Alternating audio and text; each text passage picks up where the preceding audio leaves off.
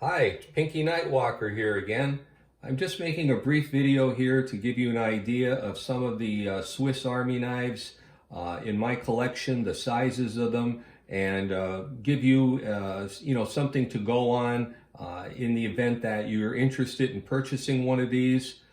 Let's go into it now and see what we have here. All right, let me get this situated here a little bit better. We want to include all of the ones that I think are going to be relevant today. I have 4 of them, and the sizes of them and thicknesses all vary, and the features. And by the way, not all of the features on these knives, all the details are open. This is just to give you a general idea of size and weight, okay? Moving from the left to right on my side is the Classic SD. This one here has plastic scales or handles on it.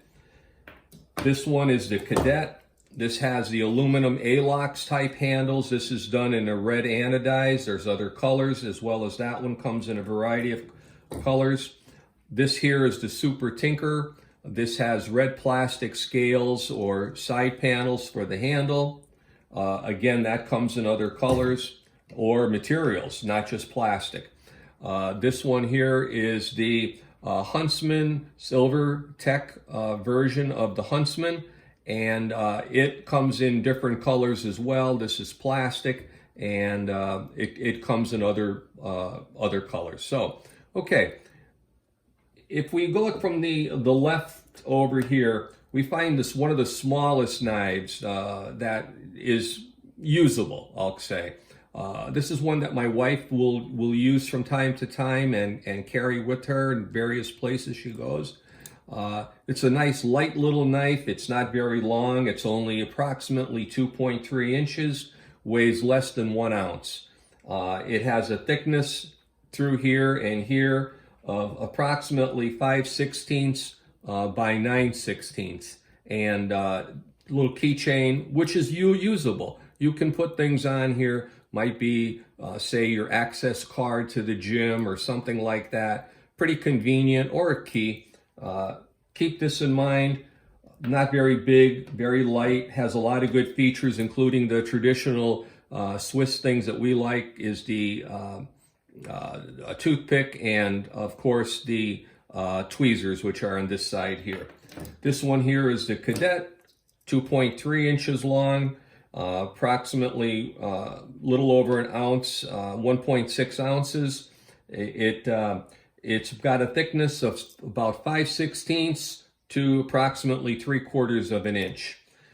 Then we go to the Super Tinker, my first Swiss Army knife by Victorinox, which these are all Victorinox knives, by the way. And you'll notice the emblem on them. Sometimes it's copied or faked in. These are the real McCoys. They're not really expensive, so I don't see the purpose in going out and buying a fake one or a cheapy one. These are all, I think, reasonably affordable, and we'll just go from there. You get what you pay for. And these here have all delivered on the price that I paid for them. And lastly, on this side here is the Huntsman SilverTech. This is a really nice knife that was given to me as a gift.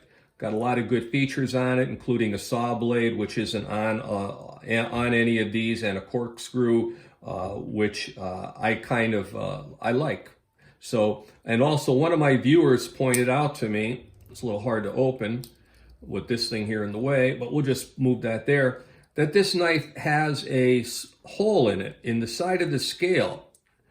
And in that hole, these are on a newer knives, according to my viewer, that little hole that's in here, you can stick a pin or something like that, a needle, and you have to be careful. You have to, trial and error. And I chose that one with that larger head, and this shows it for the video as well. And then when you close it, it captures it. In this case here, it can't slide out. Nothing is perfect, but that seems to be a good idea. If you get a little splinter in your finger or something like that, or you end up having say you buy a little a can of oil or something, and the tip on the applicator is not open, or the tube of glue, super glue, things like that, that can pierce it, open it up, and now you have a usable product. These knives here don't answer all the questions for everyone. It's the same way with wrenches. You can have a bunch of these in your toolbox, maybe one of these. These are adjustable, but you can see when you get into trying to do too much with one tool, size starts changing and weight starts changing. So you have to see, what problem are you trying to solve? And do you need maybe more than one knife? I've narrowed down knives that I use frequently to these 4. They seem to do the job for me.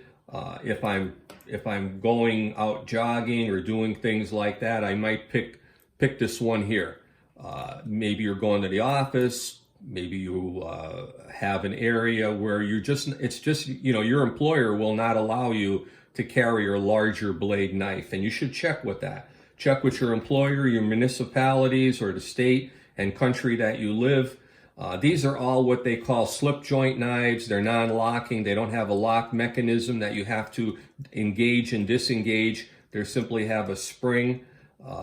This is a knife here that I use for general everyday carry. I use this quite frequently. You can see the wear marks on it, scuff marks. It's been sharpened, I don't know how many times, a lot.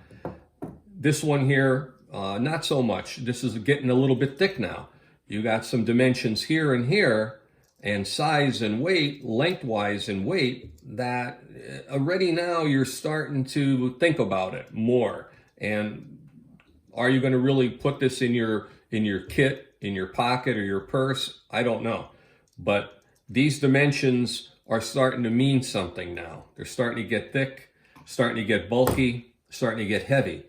And we go even a bit further. This was a beautiful gift for me that I received, but I use it on a little bit more limited basis, simply because of the fact it is thicker than all of these knives here, and it weighs more. One thing I want to point out, when I gave you some of these dimensions, and I'll use this one here as an example, I try to pick the width of the scales at the largest point, the plastic panels. I didn't include in some of these the attachments or details that may rise up above the handle, and they will add a little bit more size to the knife and bulk, okay? But it's inconsistent because some of the shapes of them are only applied over here, not over here. So in trying to be fair with all of the knives, in a sense, I measured them all across the highest or thickest part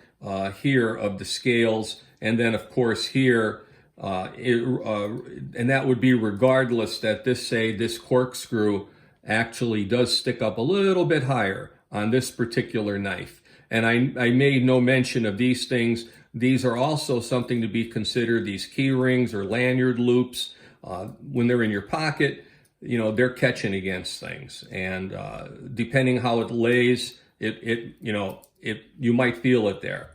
So, okay, folks, I just wanted to give you this little overview of these Victorinox brand Swiss Army style pocket knives. And this one here, of course, I did add that little screwdriver into the corkscrew.